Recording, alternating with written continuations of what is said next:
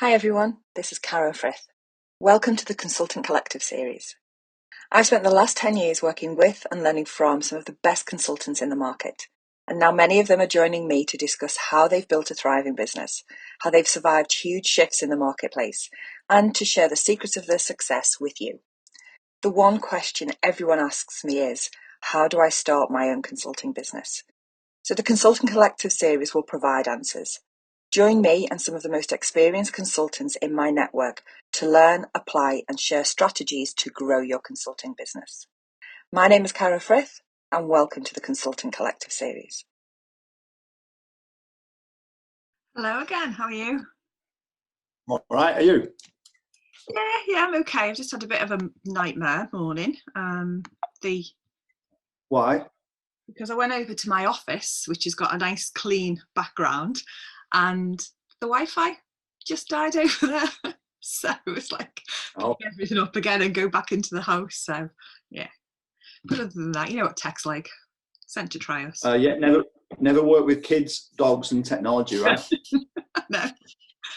But yeah, this is a really exciting project for me, and I'm really pleased that you're prepared to help me out with it, because I do think it's an element, a way to capture a moment in time.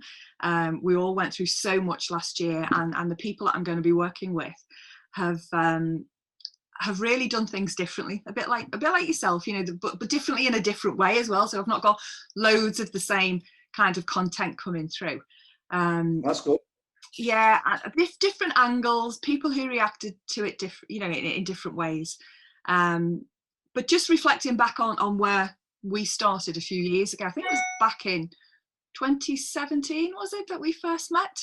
Something like that. I think so, yeah. Yeah, when trying to get a lot of developer talent in an organization that was a very traditional organization and a lot of traditional IT thinking was very difficult. The developer talent at the time was like hen's teeth.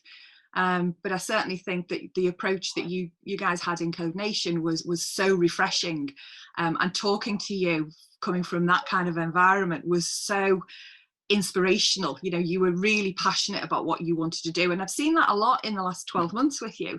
You haven't just sort of stayed in your comfort zone. You haven't just been really committed to staying safe. And you gave a lot of people, myself included, a lot of opportunities during the first few weeks and months of the pandemic. All of those free courses that you gave out in Code Nation were, yeah, I think, the turning point for a lot of people. And you demystified coding for me, and it was like, okay, this is something that more people should have access to. So I think we should explore that a little bit. But also, the stuff that you put out on LinkedIn, it's hard work. You're consistent every single day of the week, and how you find some of the nuggets that you do is amazing. So I take my hat off to you for that, because it's tough trying to get some content out there consistently. But actually, the bit that really resonated with me over the last few months is the stuff that you've been doing with blood bikes, and hence got my bike in shot. I hope you have you? Yeah, absolutely, yeah. But I think that's really impressive. I mean, not least because I'm not sure whether you'd ridden a bike for many years. I know there's a lot of gentlemen who get to a certain age and think, oh, I rode it in my 20s and I'm going to go back. so that in itself was like, okay. And then you went on a trip around Europe at the height of a pandemic. Fantastic. So I think there's lots that we can talk about. Right. But I'm going to shut up now, and I'm going to ask you the first question. One of the things that I am going to ask quite a lot of people. What opportunities did you think that the pandemic gave you? What would you have not done if it hadn't have been for COVID? It's like the best question ever, right? Because it's like I've been reading and reflecting on that, because there's like loads of tiny little things. But the thing that the pandemic gave me more than anything else was a reason to stop and reflect and have some time to think about what I thought was important. Kind of how I got to that decision-making point is it's well documented, and I'm not sure anyone's ever interested in it anymore.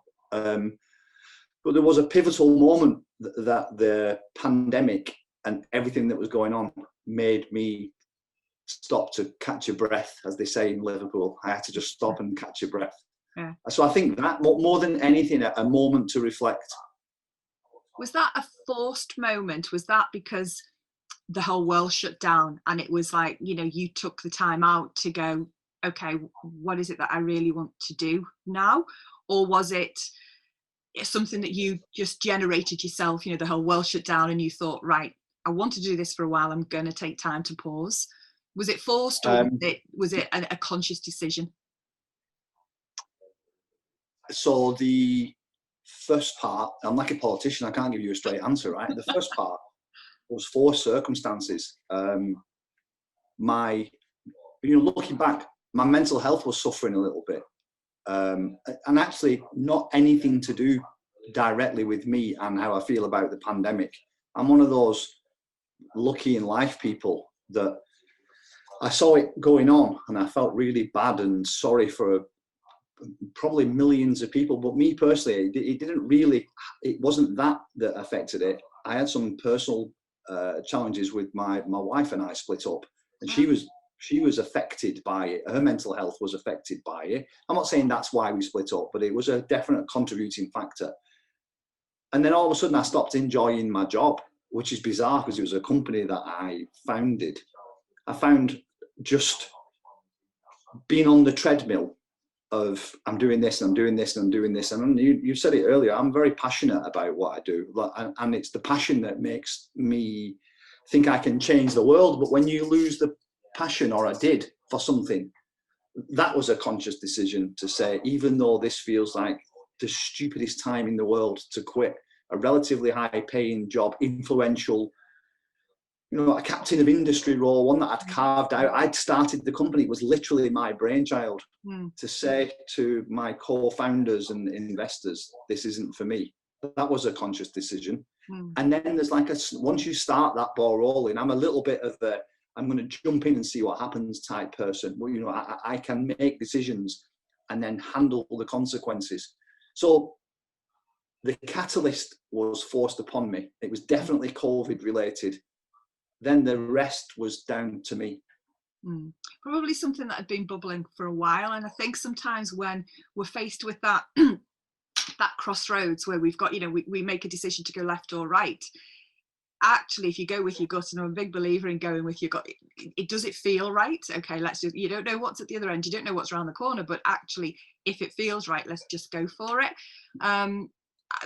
Just on a personal note, was that sort of during the time that all of those free courses, because that was prolific, that immediate reaction to COVID, when you set up all of those free courses for people who had never coded before, you used your internal resources, your staff, that must have taken a lot of organizing. You would have had the idea, the brainchild, but your team needed to pivot straight into working from home, making sure that you could still run your cohorts of apprenticeship, that the groups that were going through, but also to deliver all of this free stuff. Was your decision around the same time, or did it come after that? Because that was really, really early in the pandemic. Well, like lots of people, sometimes the easiest way to avoid a challenge is to create another one. And so the logistical challenge of mobilizing a workforce that have never ever taught from home at the standards that Code Nation had set for itself was a challenge. And how do you practice that, right? There's no room for error. People have paid good money, and and even the people that were on scholarships and stuff, so whilst they hadn't paid, they'd been given the promise that what we would give them would be excellent. So there was a bit of, how do I create an environment where it's kind of safe to practice without saying overtly, let's just practice and see what goes on. So there's a bit of that. And then there was also a bit of, I'm allowed to swear on this, I'm going to, and then you can bleep it out, right? The oh shit moment, right? That this is about more than just Code Nation. It's clear, you can see. First of all, it felt like thousands, and then it became millions of people are displaced and have probably suddenly had their world come crashing down.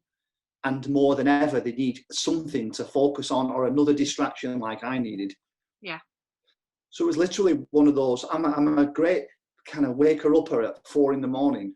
and think of great things and think, you know what, that is genius, Andy. And that was just one of them. Why don't we just do something that will help, and it will help people, it will help us learn, and personally it will make me feel great. If people like you, I would have never met, well, I might have met you, we've kind of met a little bit, haven't we? But people like you who said, you know what, this is really useful, and I'm going to share and promote this across my own network, because it's not quite as scary as I thought. You know, that kind of feedback makes you want to do another and another and another and another. So the answer is, it was an avoidance tactic. It was like, kick my own challenge down the road and take on a massive one, and then worry about mine a little bit later. You know what, that really resonates with me, because I tend to do very similar approach to, I have a very similar approach to problems that face me in my personal life. So I become an Uber project manager when something goes wrong, and that is my way of deflecting dealing with the issue. So I go into, right, we have to manage, we have to get, a plan in place, we have to get out there and do this, and it becomes, logical, structured, let's get some activities in place. But I've recognized that in myself over the years, where 6 months down the line, when everybody else is coming out of it, I tend to then go, oh my God, and I'll take a, that sharp intake of breath where I go, oh, now maybe I need to just reflect a little bit on that. My oh shit moment came last Saturday, I think, just before the world or the UK opened up. And it suddenly dawned on me that I've been on this treadmill for the past 12 months. And now I can go and see my parents. Now I can go and sort of have a beer with a friend in a pub. And that, all of a sudden, it hit me that I hadn't actually been able to do that for 12 months.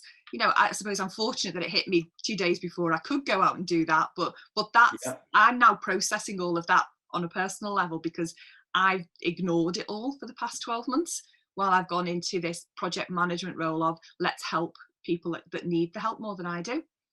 Do you think, I know you're asking me, but as it's a conversation, right? Do you think that you're not going to be alone in that moment of realization of the world has just opened up again? Because I think people have probably got quite comfortable, or made themselves comfortable. It's an uncomfortable place, right? But it's a bit Stockholm syndrome. You start to fall in love with the captors, don't you? Yeah. And then they've opened the door, and so you can just go if you want. And do you think there's plenty of people having that exact kind of thought process? Yeah. No, you're right. You probably are. I don't know how to help them though. I mean, I know how to fix things when it needs sort of management control and that type of stuff, but this is, I think, going to be so different for so many people. We were all in the same boat the last 12 months, weren't we? Now different bits, as it's opening up in different phases. Even the UK is in different, parts of the UK are opening up at different stages, and potentially everybody's going to be on a different plane, a different level. So yeah, I think I might reflect on that and see, if I'm going through it and others are going through it, what does that look like for the community that I've built around me? That, now I'm thinking, it's okay now. We've shared with you an awful lot of information in the past 12 months. Now go out and use it and capitalize, and maybe they're not able to. So that's a really great point, and one I will reflect on. I do believe that there will be some PTSD from this that we haven't even considered yet. Even like, okay, go back to the office now and go back to work. It's very easy for an employer to think, oh wow, my staff have been waiting for this for so long. And undoubtedly there will be some people, but there will be others who have just, that's terrifying. So anyway, that's a different story, isn't it? Those are the kind of things that are keeping me up currently. So I might have to quit my next job and do something about that. Well, you've now just made me realise that a conversation I had last week with one of the big service integrators, one of the top guys there, where they're using different technology now to screen people, rather than it just be CVs and then you go for an interview. There's an awful lot of AI that's coming into it now, where they're watching people's reactions, behaviours on camera, and a lot of people, they'll be used to doing that on Zoom calls. Some people don't even turn their cameras on Zoom calls, because it's not something that they're comfortable with. But this virtual world that we're now living in, and will continue, I think, is really going to present some challenges when people are expected to either go back in the office or work very collaboratively, in a virtual environment. And it could sift out a lot of people who are great at doing what they do, but they're just not that great on camera. So we shall see. We shall see. Moving on. Okay, that was we could have talked about that for hours, and we probably will one of these days. I've promised you a pint, and let's make sure that happens, where we can put the world to right in Manchester. Good. But at the moment, so the passion that you've got for the education and the training sector, okay, again, it's a niche that I've never really considered, and not one that many people in my circles really talk about. One that I'm passionate about for school leavers. I think we don't do enough by our 18-year-olds where we need to give them at least visibility that there's an alternative entrepreneurship, rather than the milk rounds that force them into university and huge amounts of debt, or typical apprenticeships that are lowly paid and more vocational than anything else. So tell me what you're doing at the moment. I mean, are you a frustrated teacher, or is it just something that you can see as a businessman as a huge gap in the market, a huge blue ocean that you've decided to go and swim in? I'm not a frustrated teacher. I'm No. not. There are lots of frustrated teachers, by the way, because I interview them most days. Oh, right. Just onto the entrepreneurship, just on that, before I tell you kind of, because I've got like a corporate announcement to make today. I was waiting to share it with you first, so it should be a podcast or a video cast of first, shouldn't it? Yeah. This isn't my announcement, but announcement. Who do I think I am? My announcement. Who knows, right? It's an announcement for me. So I've been working with a really smart guy called Mittal Thubani. I hope I've got his surname right. Mittal Thubani, and he runs Bay Tree Academy. No one's probably heard of Bay Tree Academy either, right? A very successful techpreneur, also worked in the VC world. And I've been, last year I started doing my free ambassadorial work and my free kind of just advisory work. And I got introduced to Bay Tree when I saw an announcement about their new CEO. And they're building some courses for what does it take to be an entrepreneur? What does an entrepreneur mean? How do you take an idea and take it out of your brain onto a piece of paper, and how do you turn that into a business plan? I mean, it's wonderful. And there'll be some funded courses, and Mittal, somebody I'll introduce you to, by the way. There'll be some funded courses and some free stuff, and it's kind of aimed exactly at that demographic. And he's a techpreneur, right? He's more entrepreneurial than I am, and I think I'm okay. He's brilliant.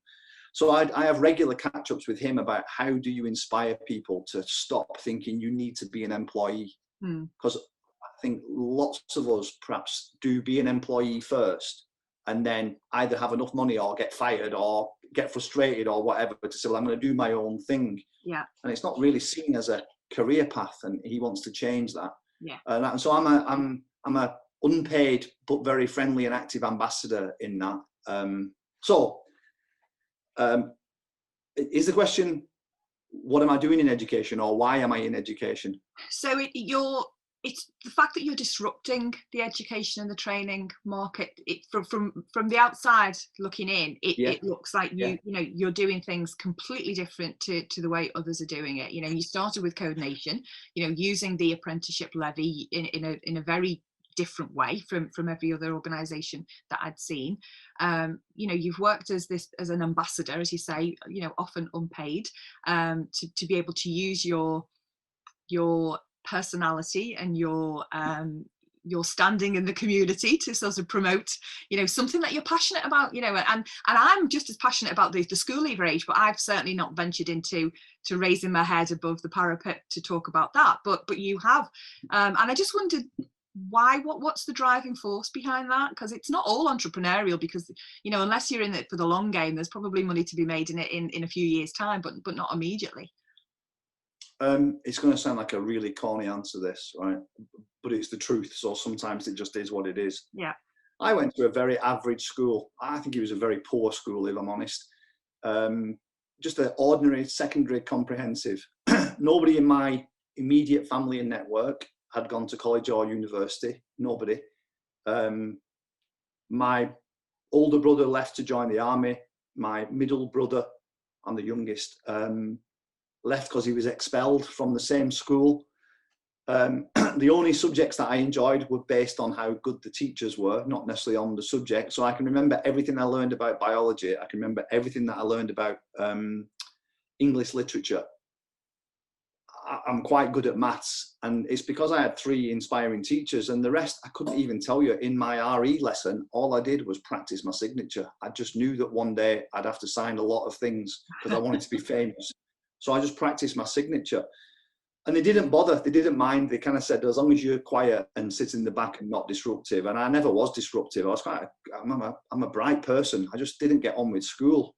And as I got older, I recognized that it wasn't necessarily because the teachers didn't care enough. I don't know whether they did or they didn't. They didn't feel like they did, but I don't think that was the reason. I think that teaching style just didn't engage with me. So the English literature teacher, for example, let us read Kes. A Kestrel for a Knave by Barry Hines. And if you've ever read it, there's quite a lot of a prolific use of the F word, right, in that. And as a young kid at school, reading that out in class and getting past the giggly bit where the teacher said, no, that use of language is there for a reason, right? It's there for shock, but it's there to tell you it's a working class family. And that was kind of colloquial language, just having somebody just giving you a different view on that naughty word. I can still remember the conversation. So as I got a bit older and maybe wiser, not yet, but maybe a bit wiser, I kind of thought, you know what, there's probably thousands, maybe millions of people like me who are quite clever in a different way than what standard academia does. And I just got interested in what does that mean and what does that look like? And then I became really irritated by the cookie cutter approach of a Victorian style education system that hasn't changed and feels like it's not changing unless you get very entrepreneurial CEOs running academies, etc. So that was kind of my catalyst. In my brain, I've always thought that. Then, as you know, I call it staffing. People call it recruitment, but most people hate recruiters, so I call it staffing, so they at least listen to the next part of the conversation. And I worked in tech. And what was really obvious was that there wasn't enough of a youth system. If I use a football analogy for a second, there wasn't enough of a youth system because of the fast pace of tech. It felt like we haven't got time to train and develop people. So we'll have to just put up with what we've got. And I know the organization that you used to work with, and hey, they do some amazing things, but their technology was old and tired, but they didn't have the brain power or the wherewithal to say, do you know what we should do is this building that we've got here that's empty, why don't we fill it with bright people, not young people necessarily, just bright people, and get them to show us the way about what new tech looks like. So then I started looking into that. And then I thought, do you know, if I put the two together and create something, so you used the word before, disruptive. It's only disruptive because the other version of it is so tired and old. And I felt, you can probably tell now, I'm quite animated about it. So there's a high demand for brilliantly skilled people. There's a clear demand for teaching in a way that ignites passion and enthusiasm. There's an opportunity to say to people who've been told, my least favorite expression in the world, you've got the wrong skills, right? What does that even mean? That's like the luck of the draw, right? Why don't we put all of that together and give the people who've got the wrong skills, the right skills in a way that's engaging and interesting, and do it to serve a sector that's crying out for talent. So many millions of people unemployed, and yet there's so many millions of job requirements in the world of tech. I feel like there can't only be me that sees, if you could draw a bridge from one to the other, you've solved a massive economic crisis. You can change the world with that. So if you ask why, those are the things that keep me up and excite me. So I just decided I would do it. I'd never done it before. So what does that matter? You've got to start somewhere, right? Yeah. And I recognise an awful lot of that in the work that I've been trying to do with contractors, but at my sort of demographic, even though I'm passionate about school leavers, and I've seen it firsthand with my own 2 children going through the system in the past few years. And my background was very similar to yours, where I sort of got through senior school through fear of nuns. You know, it was driven into us that we must learn. So we learnt by rote. We learnt literally what we needed to do in order to get to the next stage. But fairly average school. and now I'm seeing that the people in my peer group, you know, my age, my skill set, who have spent 20 to 30 years in an organization, you know, back then it was job for life. It was like, you know, you go in and you, 30 years time, you get a watch, you get your pension, and then, you know, you sit at home for a few years, maybe play golf, and but these people are in their early 50s, you know, that we can't just discard them. So, but actually they're not entrepreneurial either. So you know, the bit that's really dawned on me is that they have high skills, but they don't have the entrepreneurial gene. They don't know how to turn their skills and monetize it, make it into a product. So it's very interesting that you and your partner are looking at it, you know, across the spectrum, because I focus very much on a particular, I suppose, demographic, you know, age group, previous 20, 30 years in the one employment, don't really know what to do with themselves. It's a big bad one, almost as if they're 18 again and starting out and going, what do I do? I'm too young to retire, but I don't know which way to go. So maybe that's why, you know, we're both coming at it from sort of this two different angles, but the same angle. Maybe that's why we can talk for so long. Yeah. And I know you asked me about the blood bikes, but wait, if we get a minute at the end of this, I know there's a bit where I can tell you, wait till I tell you about the thing that I'm doing next. Yeah. It's so amazing. All right, well, let's move on to the blood bikes then. Okay, so that has been the one piece, you know, as much as you are prolific on LinkedIn and as much as you are an ambassador to many organizations and supported an awful lot of people in the Northwest, to see you on those bikes it's just brought a smile to my face. You know that you're doing something that a lot of other people wouldn't do. You know, a lot of blokes want to get back on a bike again after a few years off, but typically just to go to Rivington Pike or somewhere like that, you know, on a Sunday morning, not necessarily to get out at 4 a.m. in the morning and drive the motorways of the Northwest and deliver blood and you know, paperwork for new mothers and that type of thing. So tell me about it. Why did you want to do that? I sometimes ask myself that when it's cold and wet and stuff. So I'm a late entrant to the world of motorbikes, right? You said it before, that it's not even a midlife crisis. It's whatever it's whatever the crisis after the midlife crisis is that got me into motorbikes. So a good friend of mine had been badgering me for years to get a bike license. By the time I'd done it, he'd already moved to Ireland. He's a pilot for Aer Lingus. Well, he's currently not, but you know what I mean? So I got a bike, and he and I had done a few really nice trips, and we've got more planned, hopefully, God willing, and all that. And I wanted to do something interesting. You know, I had that experience last year where I felt like I needed to just be a bit more karmic, right? Fill up the vessel a bit more. Okay. Honestly, I did. I felt like I needed to do that.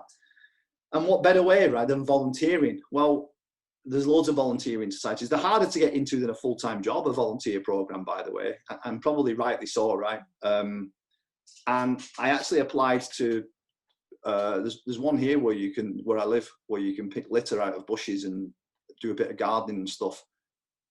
I could see your face did the same as mine, right? I could do that, but I'm rubbish at gardening. So what makes me think I'm ever going to be able to do it for somebody else and make a head side look pretty?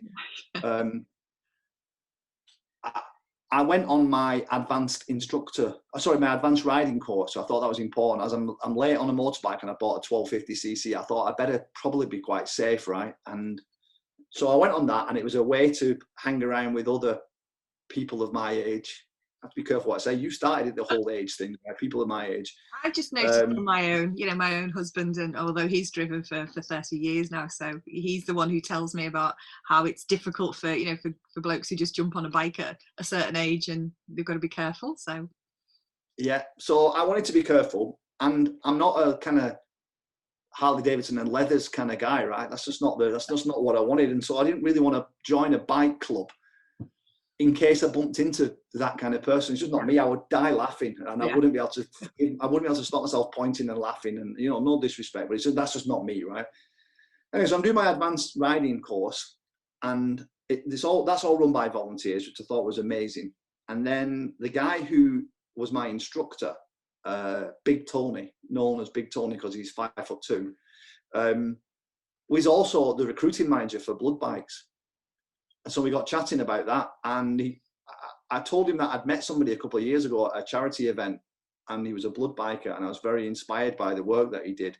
And I'd never really done anything about it other than read what a blood bike is. A blood biker, nobody knows it's a charity. Nobody knows that. Everyone thinks it's a paid organisation because you get to turn up on those beautiful motorbikes.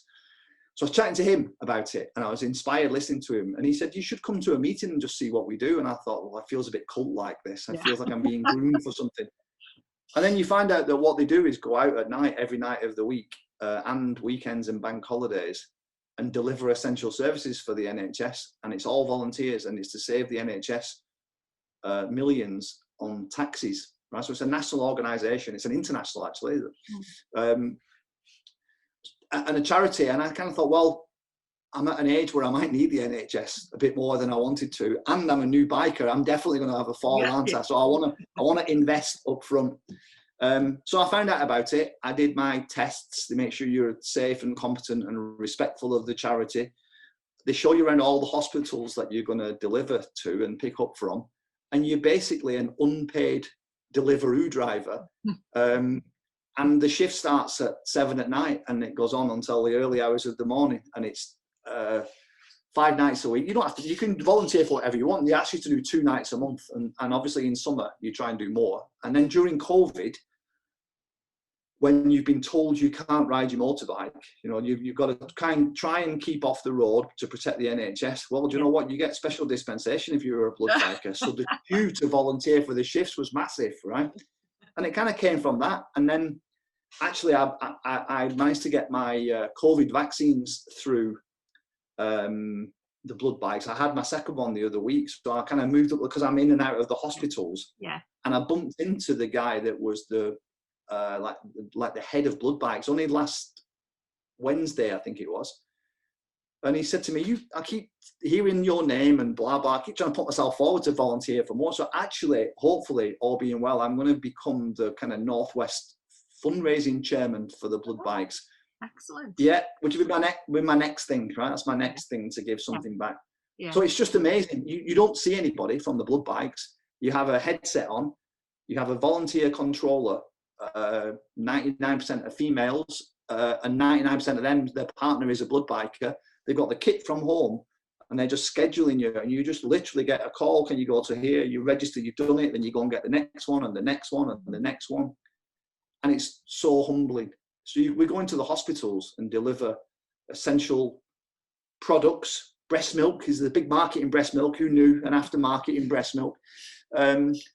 Or like you said, we do a lot of paperwork, and quite a lot of my runs are between Blackburn and Burnley Hospital, the maternity wards. So people have been moved from one to the other, or they've been moved from an inspection to go and giving birth, and you're the guy who's turning up with the paperwork so that all of the brilliant team can make sure everything's safe. And you know, it's very humbling. It's very rewarding. I love it. Yeah. No, it sounds great, and you've now got a liveried bike as well. So you know, how did you pull that one off? Is it tenure, or is it just, you know? Sorry. It's tenure. So you've got to do a minimum of 6 months, and then obviously COVID got in the way of everything, because then you have to have an assessment on the liveried bike. Yeah. And they'll only let you have them if you've got your advanced rider status. It's an insurance thing. And so you kind of by default have put your hours in, and you've shown that you're taking your hobby very seriously. And then that opens up a whole new world, right? I mean, you do, even though I promised myself that I wouldn't do this, you do imagine that you are a proper part of the emergency services, right? Because you're kind of you're bright yellow, everyone can see you coming, and blasting up and down the motorway, you get a little wave off the cops, off the ambulance drivers, off the fire service. It adds another level that I wasn't expecting, I've got to be honest. I wanted to use their bike because I don't have to put all the miles on mine, and it's that you get a free petrol card. If you use your own bike, you get to claim your mileage and your fuel back. But nobody does. If you're volunteering, you kind of, well, I mean, I don't. I just volunteer, and I volunteer all of it.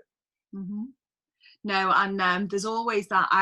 I loved it when I used to ride motorbikes, and there's always that sort of like camaraderie on the road, you know, a little nod, especially if you're on the same type of bike, you know, all Honda drivers or Kawasaki drivers, they're all the same, but it must take it to a different level when you've got the full kit and a full livery bike, and it must feel good to get ambulance drivers, you know, giving you that little nod, knowing that you're sort of part of that team. And I'm just hoping that as the roads, I was on the M6 last week for the first time in a long time, and you know, I think people have forgotten how to drive, to be perfectly honest, whether they ever knew that or not. But now the roads are opening up and there's more people on those roads. Let's hope that, you know, that gives you some sort of protection as well, because they should be cognizant of the fact that you're out on a bike, bikers in general, but also, you know, we've got to sort of, I think, be aware that the world hasn't stopped, it hasn't stood still. There are things that still need to happen, and as more people go back out onto the roads, they've just got to be aware that, you know, they've just got to be safe.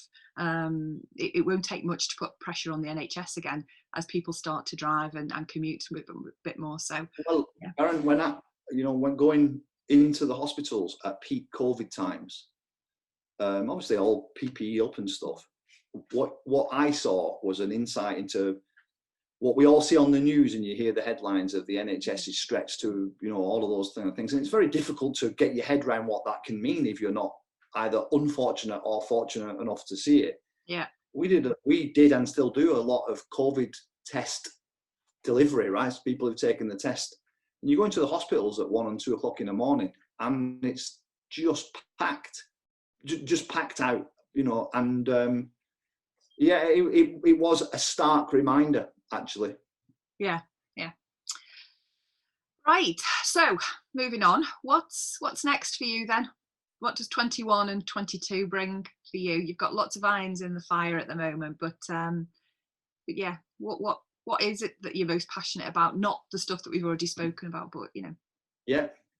So you're right. I've got a number of projects. I've been really fortunate. I think I told you that I put a post out just before Christmas and said, can I buy you a coffee? And the idea was, I'll just talk to anybody that might have something interesting, so I can have an open mind about what I might do next. And so loads of those have turned into paid and professional engagements, and most of them totally outside anything that I would have picked, which I thought was really good and cool and liberating. But I've got some unfinished business in the world of education.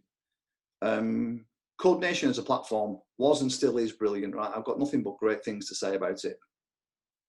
But it's been copied to death already. You know, that's good, isn't it? I think we were right time, right place, and it was a different language and a different style of delivery than anybody had seen. Maybe not anybody, but most people, you know. We went down an absolute storm. And there's been loads of people who have copied and emulated it. Probably some doing it better. That's just life, right? That's just what happens. Yeah. So what I'm not doing is another version of Codenation. That just doesn't feel like the right thing to do. One of the engagements that I've got is with a health screening business, like a global health screening business. And quite right now, there's a big focus on COVID testing, as we've just been talking about, right? And then out pops this, do you know what? If we could recruit another 200 or 300 lab technicians, that probably wouldn't satisfy the demand that we've got. There's a global shortage of lab technicians. Yeah. And a lab technician is kind of quite low on the rung of working in labs. However, historically, it's always been a place that you've had to get into by doing a degree. So it just feels like deja vu for me, right? So here is a high demand skill set, higher than ever before. Brexit has made it astronomically high, right? Yeah. COVID has added another dimension that no one could ever imagined. And yet the syllabus in university to become a lab technician, to get that qualification, is outdated, it's outmoded, it's dull. It's delivered primarily by colleges, actually. It's a level 3 qualification, so it's primarily done by colleges. Yeah. And there's the odd training provider that does it. And I've spoken to lots of them, and the syllabus is the same, and it's dull, and it's delivered just like I used to think the world of software dev was done. So I'm in the process of developing a lab tech standard, which is something that's interesting because I've never done it before. I've never done software dev before, so you know, it's just another one of those things that you've got to learn. Yeah. I've got a really, really progressive client who is growing at an unfathomable rate of knots, right? That's COVID for you. Who would probably recruit everybody I could ever produce and more, but they want to be part of the community, like the dev world does. Said, you know what, we are just one organization. There's the AstraZenecas of this world probably need another 500, and so on and so forth. Yeah.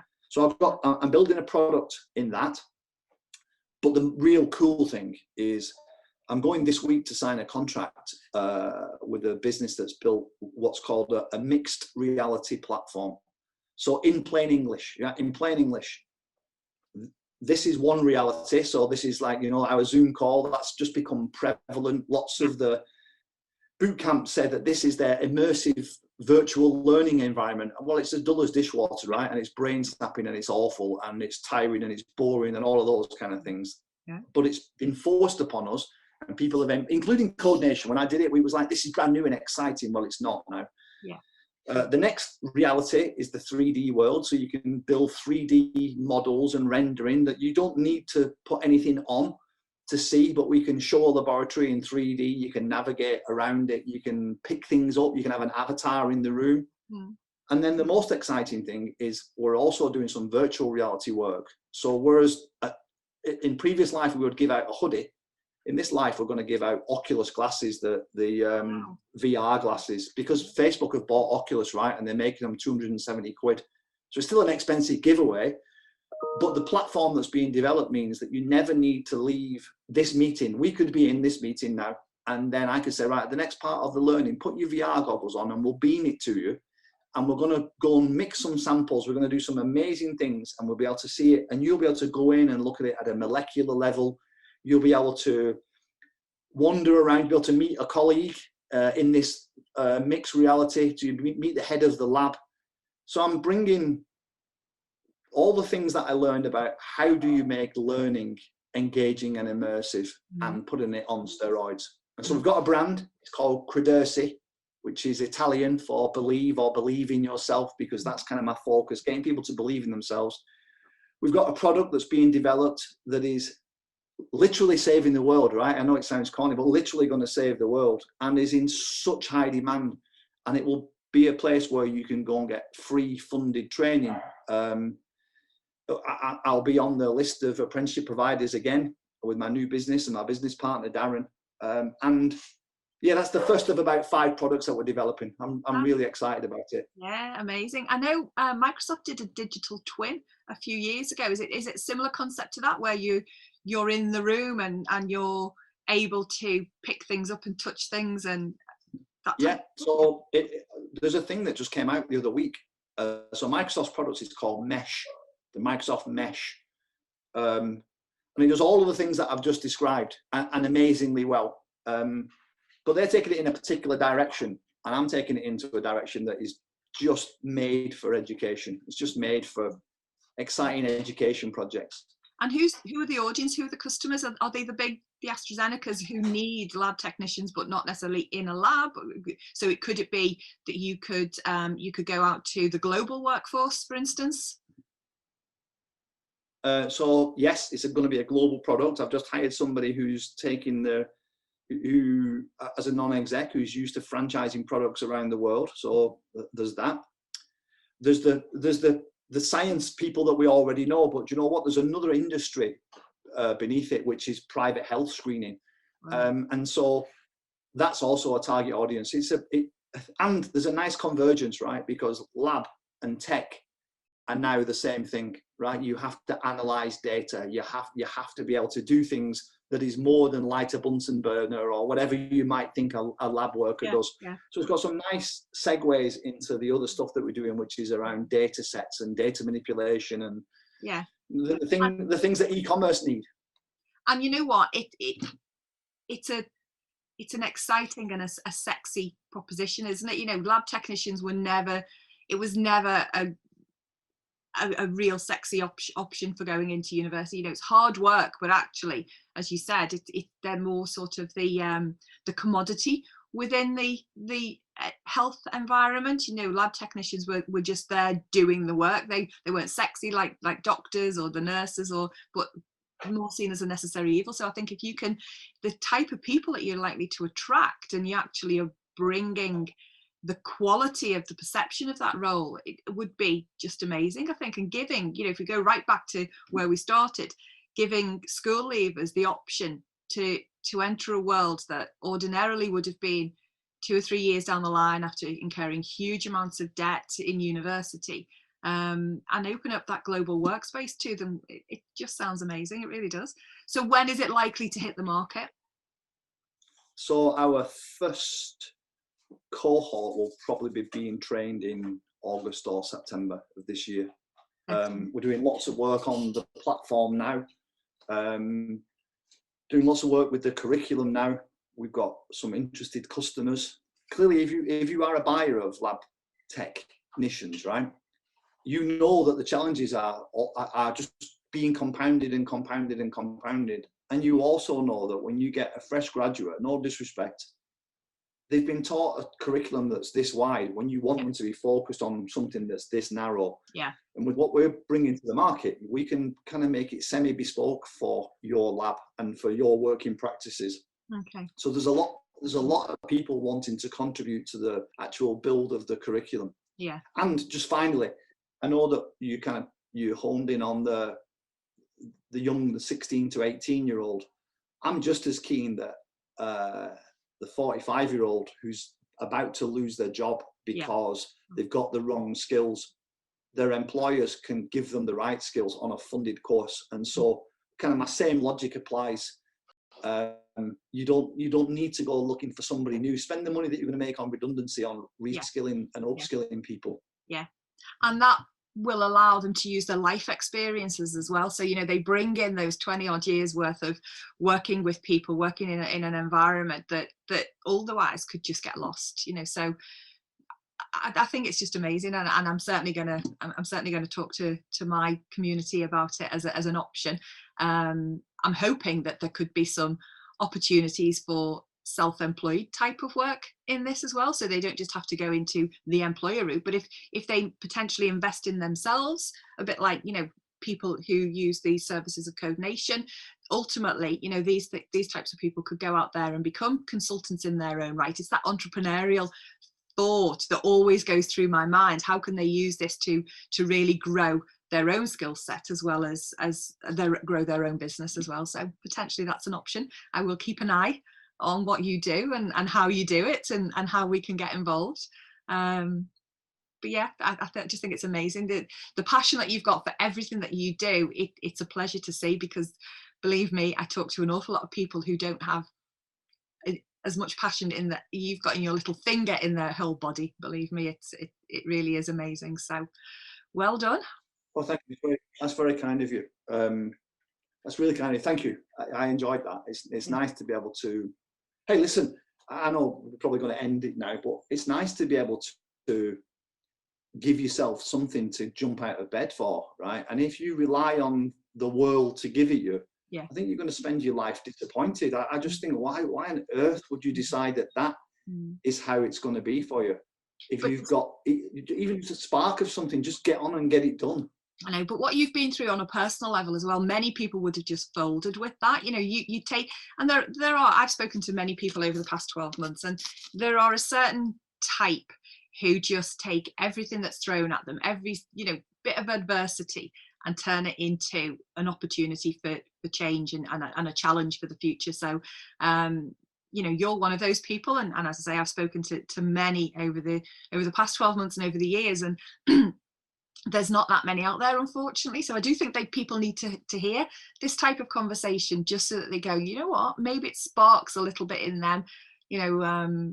So yeah, I thank you for that, because I think by the time some of my team members, some of my community get to see and hear this conversation, hopefully it sparks something in them that allows them to think differently, which is what I'm just about at the moment. I just want people to think outside their comfort zone and realise that actually their future lies in their own hands. They've got to be able to do something about it themselves.